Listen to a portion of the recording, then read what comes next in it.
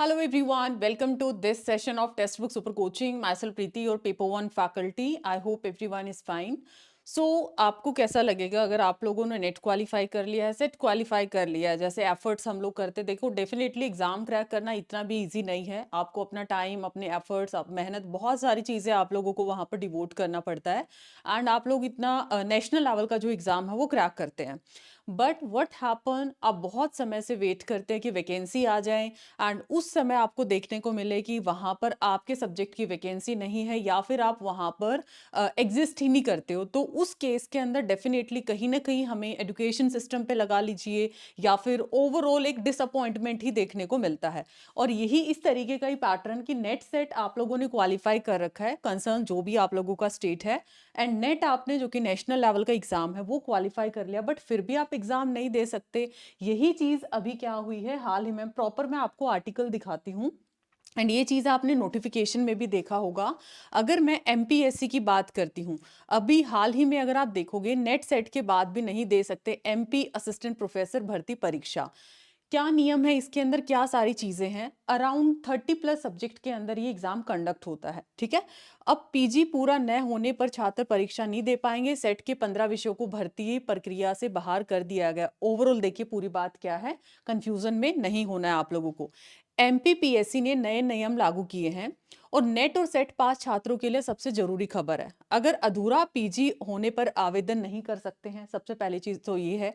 तीसरे या आखिरी सेमेस्टर वाले भी परीक्षा नहीं दे सकते हैं, क्योंकि एपी बनने के लिए पूरी डिग्री लेना अनिवार्य है। देखो, आपको जब आप सेट क्वालिफाई करते हो, जब आप नेट क्वालिफाई करते हो, वहां पर मेंशन कर दिया जाता कि फाइनल ईयर के स्टूडेंट्स हैं वो इस एग्जाम में अपीयर कर सकते हैं, बट विद इन 2 ईयर आप लोगों को अपना डिग्री वो कंप्लीट करना रिजल्ट के अंदर। बट यहाँ पर बोला जाता है कि आपकी मास्टर कंप्लीट होनी चाहिए, तो कहीं ना कहीं कॉन्ट्राडिक्टरी। चलो ये भी बात हमारी यहाँ पर हम लोगों ने पढ़ ली।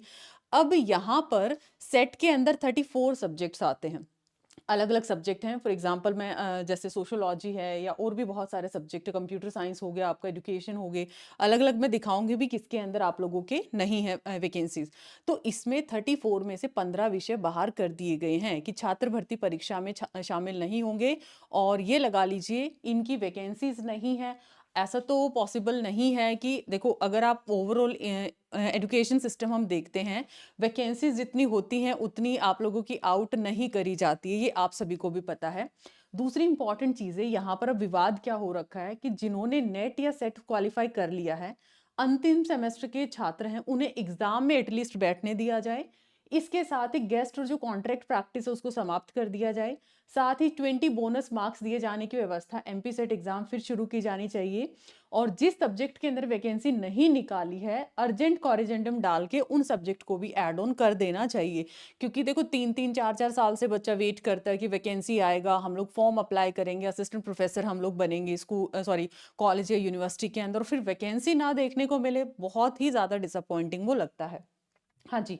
अब उसी के साथ साथ आवेदन की तारीख, असिस्टेंट प्रोफेसर भर्ती परीक्षा आवेदन 16 फरवरी से शुरू होंगे।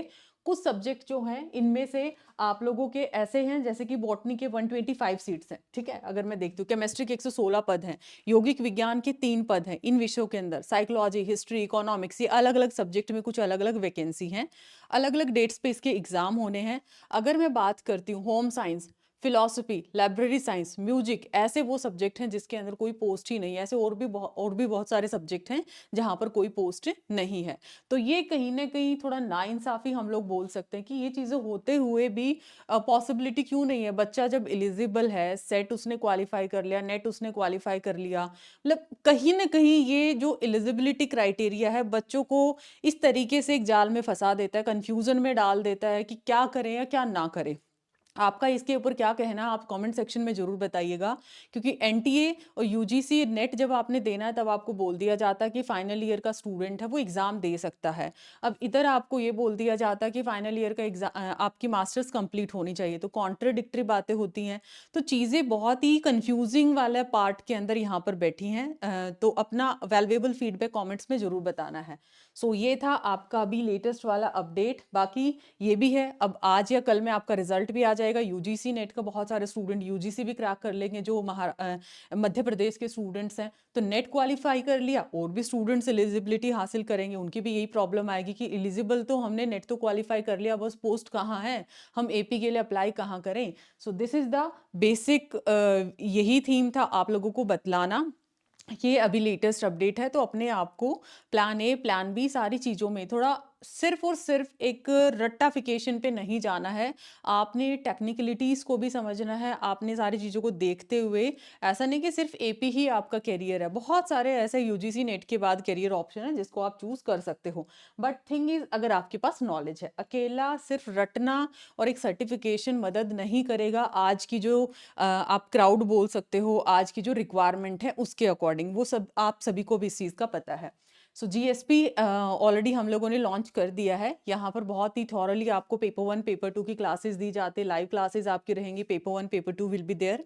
पीएचडी मेंटोरशिप है, या फिर यहाँ पर एक सेकेंड, हाँ, पीएचडी मेंटोरशिप है, वीकली परफॉर्मेंस रिव्यू है, सब्जेक्ट वाइज स्टडी प्लानर है, सिद्धि नोट्स, आपका एलएमआरसी, ये सारे अपडेट्स आपको टाइम टू टाइम यहाँ पर मिलते रहेंगे। एंड डेफिनेटली आप जून 26 का एग्ज़ाम क्रैक कर सकते हैं अगर आपका रिजल्ट फेवर में आज नहीं आता है। So take your decision on time, ताकि आप जून 26 को अपना लास्ट अटेम्प्ट बना पाएँ और अपना जो जीआरएफ का सपना उसको साकार कर पाएँ, नेट अपना क्रैक कर पाएँ। सो अपना इस वीडियो पे वैल्युएबल फीडबैक जरूर दीजिएगा। Like and share this video, subscribe the channel, and if you are going with this particular plan, then you can use my faculty code PRITIH। इसी वीडियो के डिस्क्रिप्शन में आपको सारी डिटेल्स दी गई हैं। गूगल फॉर्म फिल करना, कोई query है तो मेरा फैकल्टी कोड दिया, मेरा टेलीग्राम ग्रुप दिया, सब कुछ आपको इसी के डिस्क्रिप्शन में गिवन है। सो बाय बाय, टेक केयर, मिलते हैं नेक्स्ट वीडियो में। Thank you so much.